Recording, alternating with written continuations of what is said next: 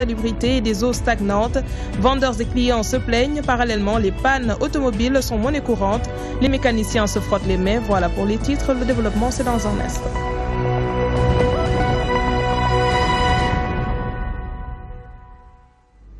Le régime en place a renoncé à la lutte contre la corruption. À preuve, les organes de contrôle comme la CRI et l'OFNAC sont aujourd'hui fragilisés. Lecture du mouvement Jubanti Sénégal. Moudban alerte l'opinion nationale sur la volonté du gouvernement qui agit selon le bon vouloir des Occidentaux, notamment la France et les États-Unis, concernant les accords de défense. Selon lui, le Sénégal sort perdant de ces ententes. Il a fait face à la presse cet après-midi. C'était en présence d'Ibrahim Fall. La gouvernance sobre et vertueuse n'est qu'un slogan creux. C'est du moins la position du mouvement Jubanti Sénégal. Nous avons l'impression que les autorités renoncent à la lutte contre la corruption au Sénégal. Madame Nafi Ngom Keïta a ouvert une enquête sur le frère du président de la République, Aliou Sall, dans le dossier concernant Petrotim. Elle est partie aux États-Unis et elle devait se rendre à Londres dans le cadre de cette enquête. C'est suite à tout cela qu'elle a été dégagée. Donc il y a anguille sur roche. Le régime actuel cultive la non-transparence. La preuve, de hauts responsables dans ce pays refusent de déclarer leur patrimoine, malgré les injonctions de Nafi Ngom Keïta, si devant présidente de l'OFNAC. Beaucoup de hautes autorités de l'État n'ont pas voulu faire leur déclaration de patrimoine. Et ça a créé un conflit, un malaise même au sommet de l'État du Sénégal. Il y a M. Badio Camara qui est le président de la Cour suprême. Il a un budget de plus de 1 milliard. Ensuite, Ismaïla Madior Fall, conseiller juridique du chef de l'État. Il y a également Mamoudou Diallo, l'ancien chef d'état-major général des armées. Pour le mouvement Jubanti Sénégal, il y a anguille sous roche concernant les accords de défense entre le Sénégal, la France et les États-Unis. Ce qui est inadmissible, c'est que les militaires français et les militaires américains viennent au Sénégal et occupent des logements gratuitement. Ce qui est encore plus grave, c'est que les Américains, sur la base de ces accords-là, s'ils viennent à Dakar, qu'ils amènent des voitures, ces voitures-là, ils ne payent pas de frais de dédouanement. Leurs bateaux qui arrivent au Sénégal ne payent pas de droit de frais de stationnement au port de Dakar. Leurs avions ne payent pas de droit d'atterrissement à l'aéroport de Dakar. C'est une perte pour l'État du Sénégal. Le mouvement Jubanti Sénégal s'est dit indigné de la façon dont le Sénégal est aujourd'hui géré. Pour ses membres, les Sénégalais vivent sous un régime dictatorial. Nous restons avec ces successions de faits. Suspension de Ousmane Sonko, inculpation de Abdoul Mbaye et non-reconduction de Nafi Ngom Keïta. Pure coïncidence ou volonté de réduire au silence des adversaires encombrants.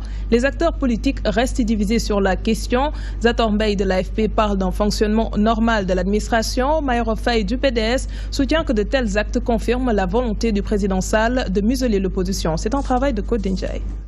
L'éjection de Nafi Ngom Keïta fait encore couler beaucoup d'encre. L'ancienne présidente de l'OFNAC a saisi la Cour suprême pour excès de pouvoir. Les raisons de sa non-reconduction seraient-elles politiques? Les réponses divergent.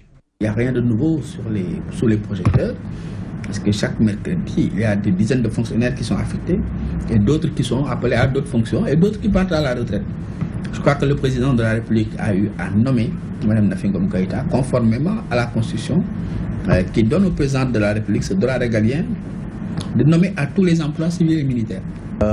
Lorsque Macky Sall et son régime étaient en train de parler de gestion sobre et vertueuse, nous avions toujours dit que c'était simplement des slogans. Le limogeage de Nafi Ngom Keïta qui aujourd'hui est obligé de se référer à la Cour suprême pour pouvoir être rétabli dans ses droits. Ils ne peuvent pas arrêter la mer avec leurs bras. Autre dossier qualifié de politique par certains observateurs, la suspension de Ousmane Sonko et l'inculpation de l'ancien Premier ministre Abdoul Mbaye, ce responsable de l'Alliance des forces de progrès, parle de situation normale. Toute personne qui pose des actes devrait pouvoir s'attendre justement au contre-coup de ces actes-là. Pour ce qui est du cas Abdoul Mbaye, je ne vois pas la main de l'État dans ça. C'est une procédure qui a été enclenchée. Je ne suis pas convaincu aujourd'hui que en tout cas ce qu'on en a lu dans la presse, que si un Sénégalais qui s'appelait Modou Ndiaye ou Fatou Fall avait fait la même chose, qui serait rentré chez lui sans s'être inquiété. Le responsable de la communication du PDS prend son contre-pied et affirme que le pouvoir instrumentalise la justice pour solder des comptes politiques. Aujourd'hui, après plus de 4 années d'exercice, les Sénégalais se sont rendus compte que Macky Sall est toujours dans son projet. selon lequel il avait promis aux Sénégalais de réduire son opposition à sa plus simple expression. C'est ce qui explique l'instrumentalisation de la justice pour le cas de Karim Wade, pour le cas d'Abdoul Mbaye et d'autres cas encore. Et le cas de Ousmane Sonko aussi vient s'ajouter au lot. Nafi Ngom Keïta saisit la justice pour excès de pouvoir. Ousmane Sonko s'insurge contre sa suspension.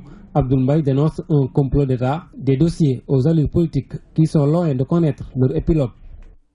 Parlons toujours de cette suspension de l'inspecteur des impôts Ousmane Sonko. Le parti PASTEF de Mbour soutient son leader. Face à la presse, les responsables de cette formation politique estiment que leur chef de file n'a pas violé l'obligation de réserve qui régit sa profession.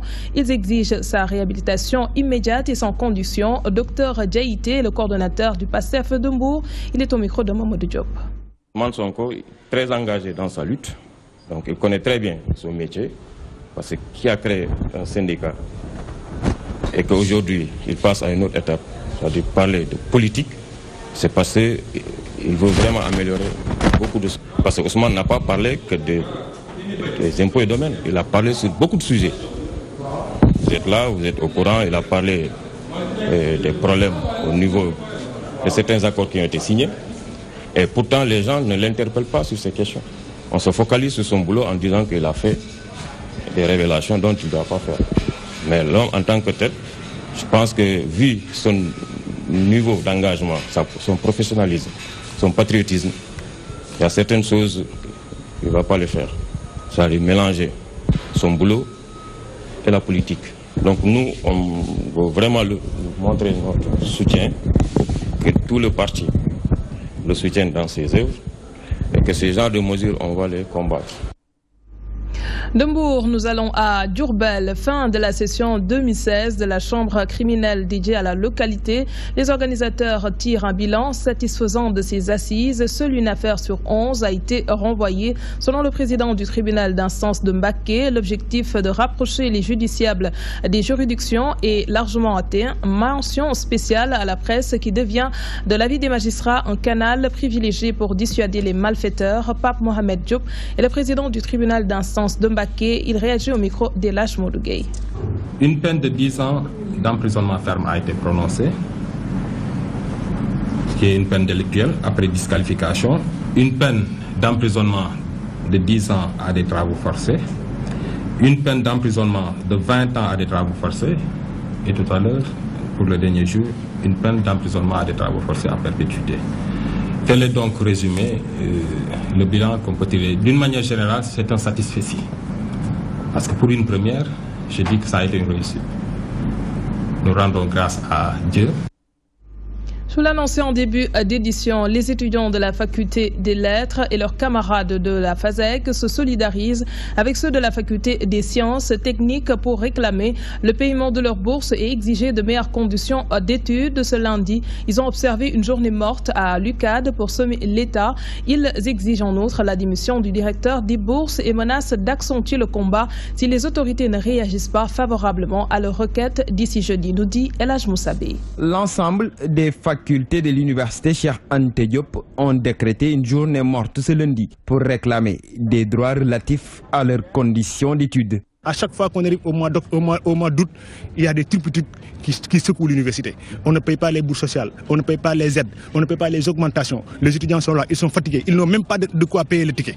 Alors que les autorités qui bloquent les bourses des étudiants, elles ont leurs enfants qui mangent dans les restos de France, des États-Unis ou dans les autres pays développés. Ici, nous sommes les fils de paysans, donc on doit nous respecter. Quelle est la raison d'être des étudiants à l'espace universitaire? De ne pas faire cours, parce que ce qu'on a vu là, ce sont des poulaillers. Ce sont des poulaillers. Chaque jour, il y a des étudiants qui sont à l'hôpital, qui se retrouvent à l'hôpital et c'est anormal. Raison pour laquelle aujourd'hui nous sommes tous, sans mise en part, se solidariser avec l'amicale des étudiants de la FST. Forces de l'ordre et étudiants en sont venus aux empoignades à l'entrée de l'UCAD qui jouxte la corniche. Les derniers cités donnent un ultimatum aux autorités étatiques et exigent la suspension du directeur des bourses. D'ici le jeudi, si l'État ne règle pas le problème, nous serons obligés d'ouvrir gratuitement les restaurants de l'université et d'empêcher aussi aux étudiants de payer les locations jusqu'au jour où on paiera effectivement les bourses, les aides sociales et les augmentations aux ayants droit. Nous attirons l'attention du président de la République parce que c'est de sa responsabilité qu'il s'agit, de prendre ses responsabilités par rapport à la direction des bourses et particulièrement au directeur des bourses, que nous demandons sa démission le plus rapidement possible. Les étudiants ont délogé leurs camarades, excluant ceux en période d'examen. Ils réclament ainsi la libération sans condition du délégué et président de la commission pédagogique de la faculté des sciences, arrêté lors d'échauffourées avec les forces de l'ordre. Bonne nouvelle pour les populations de Pikine. L'intersyndicale de l'hôpital de la localité revient à de meilleurs sentiments. Elle a mis en terme à sa grève suite aux assurances des autorités locales qui promettent de suspendre la construction d'un marché en face de l'établissement sanitaire. L'intersyndicale exige qu'un abri pour les malades et leurs accompagnants soit construit à la place. Ababakar Diop est le coordonnateur de cette organisation. Il s'exprime au micro de Ndeye Fatimlo. Des échauffourées qui se sont passées le vendredi, les autorités au plus haut niveau ont pris l'affaire en marche et par conséquent, comme je l'ai dit tantôt, on ne peut pas être plus royaliste que le roi. On laisse l'affaire aux autorités locales qui vont essayer de développer la situation. Le mot d'arrêt de travail est suspendu, nous allons nous occuper des malades. Maintenant, ce que nous voulons, c'est la démolition des cantines. Parce que nous, notre vocation, ce n'est pas de sortir, de faire la grève. Notre vocation, c'est de prendre en charge les malades. Et comme à chaque fois qu'il y ait changement de direction, il y a les autorités locales qui viennent à la charge, nous pensons qu'il faut détruire les cantines. Notre hôpital est un peu exigu, c'est un peu petit. Et quand vous y venez, vous voyez que les malades sont souvent dehors, les accompagnateurs sont souvent dehors. Ils sont sous le soleil, ils sont sous la pluie. Par conséquent, nous avons prévu de construire un abri de l'autre côté avec tout ce qu'il faut, toutes les commodités qu'il faut. Nous changeons de registre. Le laboratoire Bioessence a reçu ce matin la visite de l'épouse du président du Fonds international de développement agricole. Elle a pu apprécier le travail abattu sur place par ses nationaux et mesurer l'expérience dont l'équipe fait montre. Le laboratoire Bioessence est accompagné sur ce travail par le FIDA. Mansour Sow a pris part à la visite. Elles le font avec beaucoup de tact. Un travail très méticuleux. Bienvenue au laboratoire Bioessence. Ici, l'hygiène passe avant tout. Elle est érigée en règle d'or dans la chaîne de valeur. C'est un travail effectivement qui demande énormément de précision, énormément d'hygiène.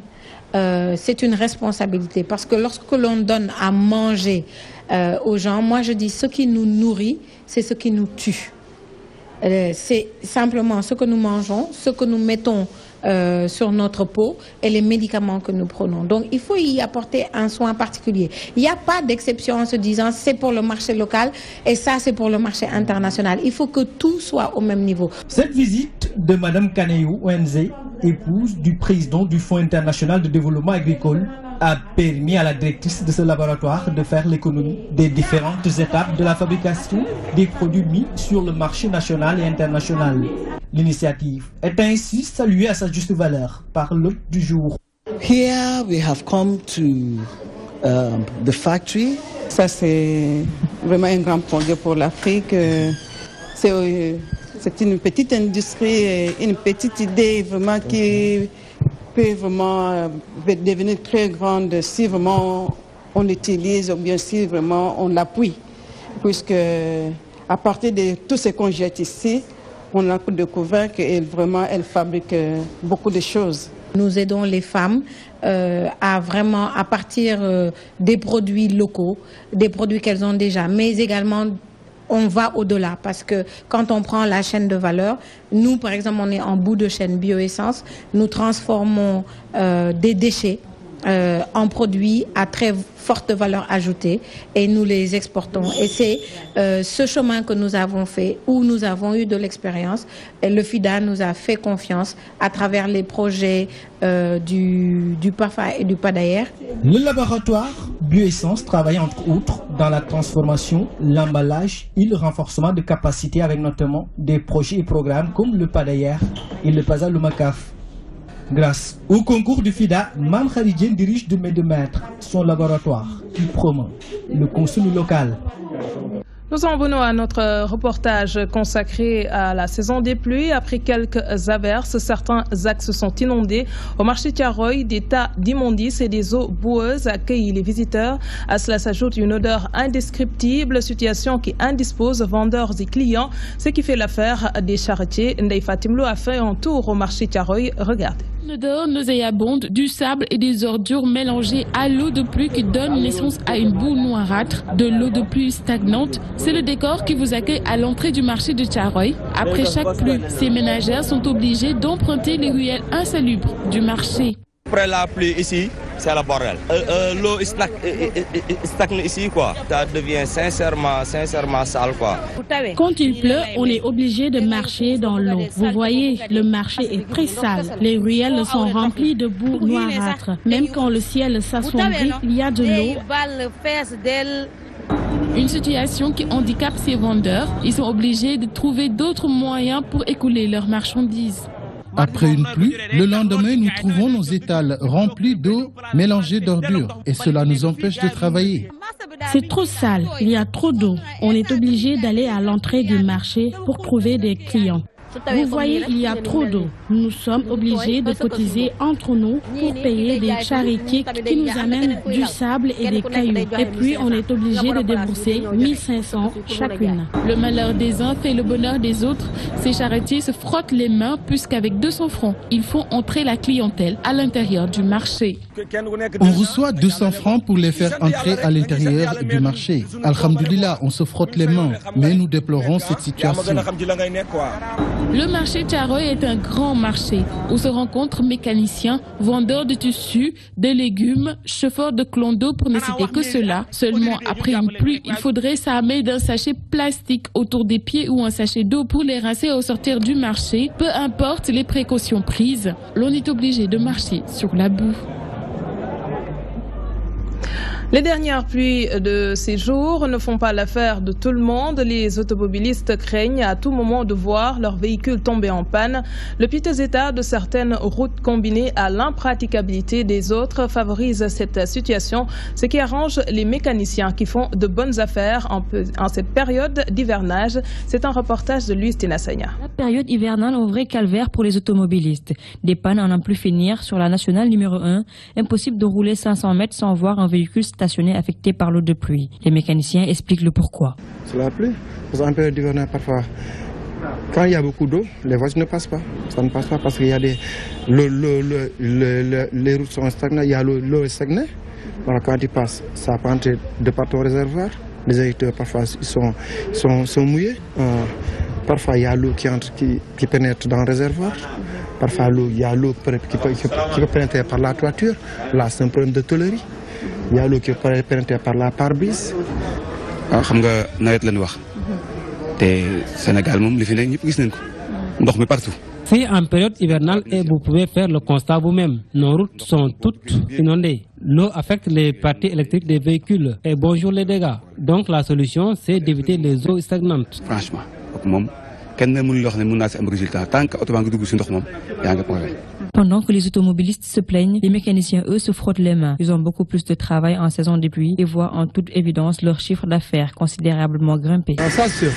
Ça, c'est, on a plus d'argent en période d'hivernage quand on cesse, mais parfois, on est à sec. Hein? Ouais, parfois, on est à sec parce que, t'as vu le garage, c'est pas couvert. C'est pas couvert. Parfois, quand il pleut, tu es obligé d'arrêter. Non, une période bu nekk franchement oto yaa ngi panne. Bon, les pannes, on en voit toute l'année. Mais cela s'aggrave en période hivernale. Mais quand même, on rend grâce à Dieu. À chaque moment. Le parc automobile dakarois reste vieux malgré la fixation de l'âge des véhicules à 8 ans. Et le constat reste que la saison des pluies est l'occasion de voir les pannes mécaniques s'accentuer. Lucinia Senya, la pluie fait aussi l'affaire des marchands de parapluies. Les prix varient entre 2000 à 5000 francs CFA en fonction de la qualité. Ces accessoires deviennent incontournables pour bon nombre de personnes. Les vendeurs souhaitent que la saison des pluies dure plus longtemps. Adiara Sissé nous en dit plus. S'il y a un accessoire que les Dakarois n'oublient plus chez eux en cette période d'hivernage, c'est bien le parapluie. Il reste visible un peu partout au centre-ville et autres magasins dédiés. Parapluie, Parapluie en ce moment devient une nécessité pour les gens qui vont aller travailler ou autre activité. C'est pourquoi on a pensé à le vendre pour gagner de l'argent.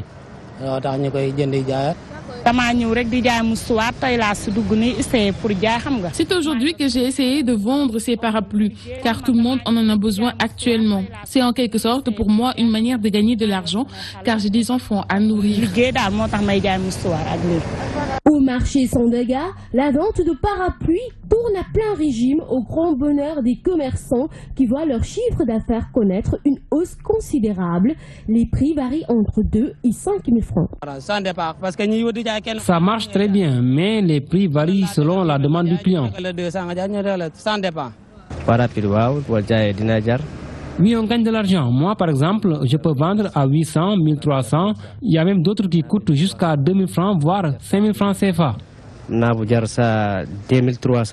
pluie fait souvent des dégâts dans plusieurs coins du pays du fait des inondations, mais elles font aussi beaucoup d'heureux. Parmi eux, les marchands ambulants qui s'activent dans la vente de parapluies. Si d'aucuns rêvent de la fin de l'hivernage, eux prient pour les pluies sans fin. Le sport à présent, handball, champion et vice-champion d'Afrique, les Lyonnes et Lions de retour au Bercail. Ils ont été accueillis à l'aéroport de Dakar par les supporters. Le Sénégal avait battu la Guinée lors de l'IHF Trophy à Conakry, tandis que les dames se sont inclinées devant leurs adversaires guinéennes. Voici le directeur technique du handball, Elash Badian, au micro de Sambou Biagui. Une très grande satisfaction. Parce que ça prouve que le Sénégal tout entier est derrière le handball. On a été en Guinée avec les deux équipes U20, garçons et filles, et le tournoi s'est très bien passé dans l'ensemble. Donc si à notre arrivée on trouve un accueil très chaleureux, on ne peut que remercier le peuple sénégalais, les membres de la fédération, le bureau de la fédération, toute la fédération réunie. Les garçons ont très bien joué contre une grande équipe de Guinée, bien préparée, avec de bons techniciens, des expatriés. Vraiment, il y avait une bonne préparation, une très bonne équipe. Mais vraiment, je remercie les garçons, je les félicite, ils se sont bien comportés dans l'ensemble et ils ont mouillé le maillot parce que c'était une finale à haut risque. Bon, le public à domicile, on joue contre une équipe à domicile, donc c'était vraiment une très grande finale. D'autant plus que c'est deux équipes de la Guinée qui jouaient la finale. Donc ça a été très difficile. Nous changeons de discipline. Les Lions du Scrabble sont également de retour en terre sénégalaise. Ils ont décroché le titre de champion du monde de la discipline à Agadir, au Maroc. Il s'agit des frères Nongo Samba Silla et Matar Silla. Le premier est professeur de sciences politiques et chercheur à la Fondation Rosa Luxembourg. Il a aussi publié quelques ouvrages comme La démocratie contre la République, paru l'année dernière. Ses premiers mots à l'aéroport au micro de Sambou Biagui. On y allait pour défendre les couleurs du Sénégal. Et à la fin, on a eu la chance d'avoir des titres importants. Tout d'abord, le premier titre de champion du monde Vermeil avec Abdou Faye. Et en paire, le titre de champion du monde que nous avons obtenu, Matar Silla et moi. Et un autre titre de vice-champion du monde élite Vermeil avec Abdou Faye. Et un dernier titre dans le cadre du défi mondial que j'ai eu à remporter avec d'autres joueurs. Donc dans l'ensemble, nous sommes très satisfaits de cette performance et nous remercions tous ceux qui nous ont encouragés, tous nos soutiens de partout, parce qu'on a vu qu'au fur et à mesure de nos résultats, les messages ont fusé de partout et c'est un motif de satisfaction pour nous et c'est ce qui nous encourage tous les jours à persévérer, parce que c'est pas facile, mais nous faisons notre maximum pour décrocher des médailles, pour décrocher des podiums. On n'a pas les moyens de s'entraîner. Pour faire les festivals en France, ça coûte très cher. Et malheureusement, on n'a pas des subventions pour pouvoir participer à ces festivals-là. Donc on est parti sans entraînement, sans regroupement au préalable, puisque avant on faisait quand même des regroupements. L'équipe nationale s'entraînait avant de venir faire les championnats du monde. Cette année, on n'a pas eu de regroupement. Et donc, c'est vrai qu'au départ, c'était pas gagné, mais avec l'expérience qu'on a acquise Nongo et moi lors des compétitions internationales, donc ça nous a permis justement de pouvoir donner notre mieux pour pouvoir aller au bout. Et c'est vrai qu'au Sénégal, on a la chance d'avoir de très bons scrabblers. Et malheureusement, on l'a dit, il y en a parmi eux qui ne sont pas venus au championnat du monde par faute de moyens. Félicitations aux deux champions. Voilà ce qui met un terme à ce journal. Merci de l'avoir suivi. Merci également à l'équipe technique. L'info se poursuit sur la DTV à 20h30. Vous aurez BBC Info. Passez d'excellents moments en compagnie de nos programmes.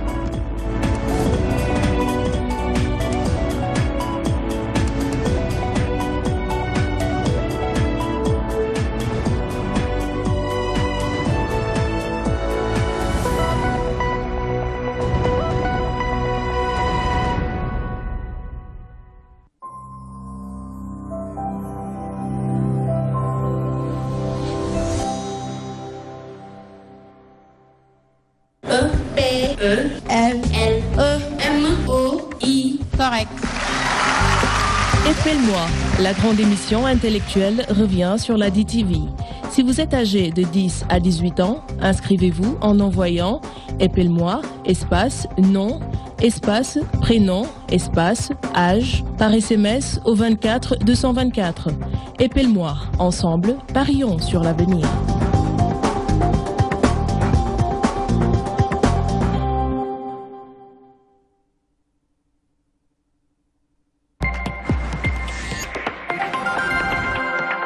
ak vaincu xam nga comme moom combat mu mujj bi xam nga ndam la ci am man sama dernier combat defet la am xam nga te yàlla ñëw may ma dam dama koy sant yàlla bu baax di ko encouragé xam nga di ko wax làmb nii la quoi xam nga sport moom nii la tëddee xam nga di ko encouragé di ko ñaanal prochaine combat am yàlla may ko ndam rek quoi. 2 fois 3 fois de suite gis naa nga jege Gris Bordeaux instant boobu lan nga ko doon wax ba muy yëngal boppam.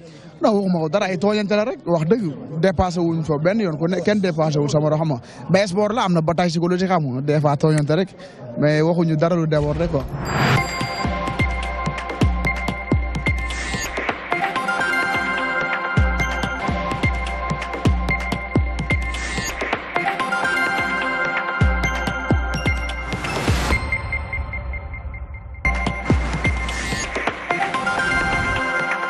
Derrière moi, vous apercevez les installations de la Sococim. Nos tentatives de nous rapprocher pour essayer de vous montrer l'ampleur de la pollution ont été vaines. La brigade de sécurité de l'entreprise a interpellé notre équipe de tournage. Nos images ont été supprimées, ce qui a été fait bien entendu. Mais sachez que la pollution sur place est assez remarquante.